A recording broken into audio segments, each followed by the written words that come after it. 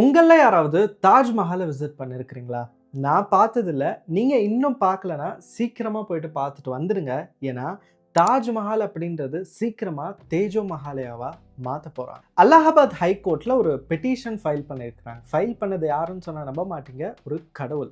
அந்த பெட்டிஷன்ல தாஜ்மஹால் உண்மையிலேயே முகல் எம்பரர் ஷாஜஹான் கட்டினது கிடையாது. அது கல்லறை கிடையாது. ஆக்சுவலி அது முன்னாடி தேஜோ மஹாலயாவா ஒரு சிவன் கோயிலா தான் அங்க இருந்துச்சு அப்படின்ற ஒரு கிளைம். அதுல அவங்க சொன்ன ரீசன்லாம் அவுட்ஸ்டாண்டிங். தாஜ்மஹால் ஆர்க்கிடெக்சர்ல தாமரை பூலாம் இருக்கு. என்ன பூ? தாமரை.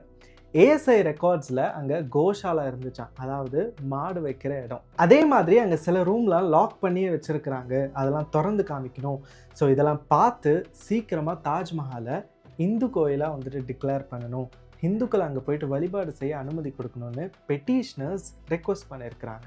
வடக்கில் தான் இந்த பிரச்சனைலாம் கண்டுக்காமலாம் வந்துட்டு இருந்துடாதீங்க. தமிழ்நாட்டிலையும் நிறைய பிளான்ஸ் இருக்குது. reclaimtemples.com போய் பார்த்தீங்கன்னா தமிழ்நாட்டில் மட்டும் 175 மசூதி பள்ளிவாசல்களை கோயிலாக மாற்ற போகிறாங்களாம். இந்த ஒரு ஆக்கப்பூர்வமான செயலை பிஜேபி ஆர்எஸ்எஸ் முன்னெடுத்து செய்கிறாங்களே, அதை பற்றி நீங்கள் என்ன நினைக்கிறீங்கன்றத கமெண்ட்ஸில் சொல்லுங்கள்.